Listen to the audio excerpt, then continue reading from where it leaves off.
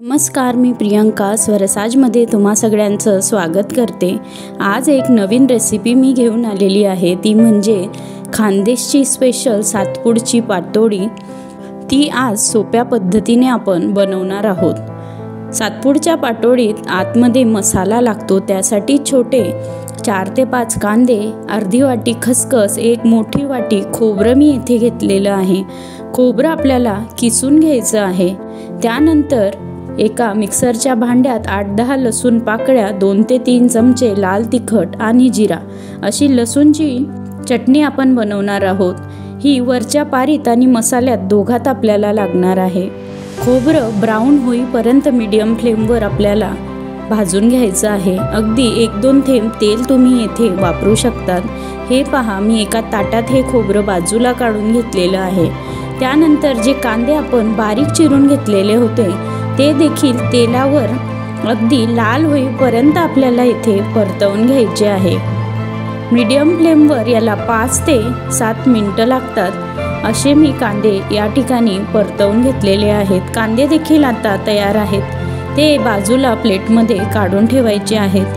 त्यानंतर मसाल्यात लागणार आहे लसूणची चटणी, हळद, धने पावडर आणि गरम मसाला। आता पुन्हा पॅनमध्ये मी थोडंसं तेल घालून त्यावर खसखस टाकून घेतलेली आहे। खसखस अर्ध वाटी मी घेतली होती। लाल तिखट जे आपण दळून घेतलं होतं त्यातलं अर्ध लाल तिखट आपण इथे वापरणार आहोत। त्यानंतर हळद, धने पावडर आणि मसाला देखील या ठिकाणी तेलात आपण परतवून घेणार आहोत। गॅस फ्लेम अगदी लो या ठिकाणी मी ठेवलेली आहे। छान आपल्याला मसाला परतवून घ्यायचा आहे। मसाला परतवून घेतल्यानंतर त्यात मी भाजून घेतलेलं खोबरं आणि कांदा टाकून घेणार आहे।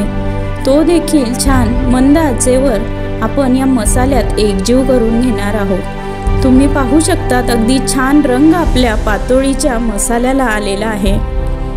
या प्रकारे छान मिक्स करून घेतल्यानंतर चवीनुसार मीठ इथे मी घालून घेत आहे।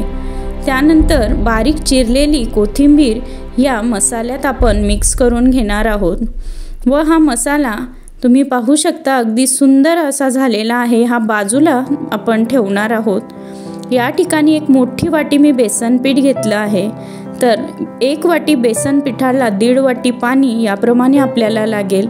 एका कढईत मी 2 ते 3 चमचे तेल टाकून घेत आहे। त्यात दळून ठेवलेली लसूण चटणी व हळद आपण घालणार आहोत। मीडियम फ्लेमवर ही आपल्याला तळून घ्यायची आहे।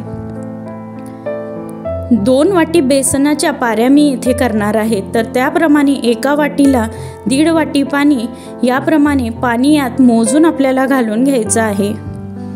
या पाण्याला छान उकळी आपल्याला आणायची आहे। तोपर्यंत ज्या प्लास्टिकवर आपण पातोडी पसरवून घेणार आहोत तिला दोघं बाजूने तेल मी लावून घेत आहे। कोणताही जाड प्लास्टिक तुम्ही या ठिकाणी यूज करू शकतात। या पाण्यात चवीनुसार मीठ आपण टाकून घेणार आहोत। पाणी छान उकळायला लागलं आहे। आता फक्त एका पातोडी पुरता पाणी यात ठेवून बाकीचं पाणी मोजून बाजूला काढून घ्यायचं आहे। म्हणजे 1.5 वाटी पाणी कढईत व 1.5 वाटी पाणी बाजूच्या पातेलीत मी टाकून घेतलेलं आहे।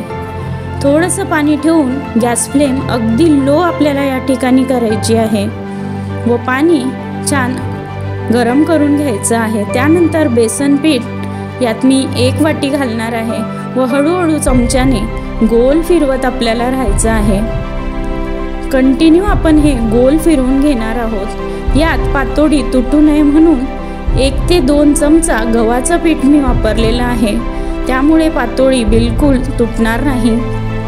हे पीठ लो फ्लेमवर 5 ते 7 मिनिटं असं चमच्याने कंटिन्यू आपल्याला मिक्स करत राहायचं आहे, म्हणजे बेसन पीठ यात शिजणार आहे व कच्चा वास आपल्याला येणार नाही।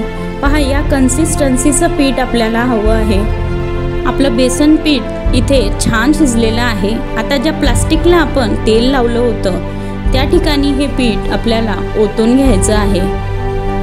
हे पीठ ओतून घेतल्यानंतर प्लास्टिकच्या सहाय्याने आपण पीठ मळतो त्याप्रमाणेच हे पीठ आलटून पालटून असं प्लास्टिकने मळून घ्यायचं आहे। पीठ गरम असल्यामुळे हाताला चटके लागू शकतात, तर थोडंसं सांभाळून हे काम आपल्याला करायचं आहे। असं हाताने आपण चोळून घेणार आहोत, जेणेकरून थोडंफार पिठाच्या गाठी असतील तर त्या देखील निघून जातील व पातोडी अशी एकसंग आपली बनेल। हे छान असं गोल करून घेतल्यानंतर लाटीप्रमाणे आपण येथे करून घेणार आहोत व वरून देखील तेल लावलेलं एक प्लास्टिक आपण येथे ठेवणार आहोत। हाताने याला भाकरीसारखं थोडंसं मी थापून घेत आहे। थोडंसं थापून घेतल्यानंतर लाटण्याच्या सहाय्याने जितकं बारीक आपण लाटू शकतो तितकं बारीक हळूवार आपल्याला हे गोल आकारात लाटून घ्यायचं आहे। बेसन पिठात गव्हाचं पीठ 2 चमचे टाकून घेतल्यामुळे पिठाला छान वाक येतो व पातोडी तुटत नाही, तर कितीही पातळ तुम्ही ही पातोडी लाटून घेऊ शकतात। हे पहा, मी मोठ्या गोल आकारात ही पातोडी लाटून घेत आहे। अगदी बारीक आपण ही लाटून घेणार आहोत। ही पातोडी अशीही खायला खूप छान लागते व मसाला भरल्यास अजूनच सुंदर लागते।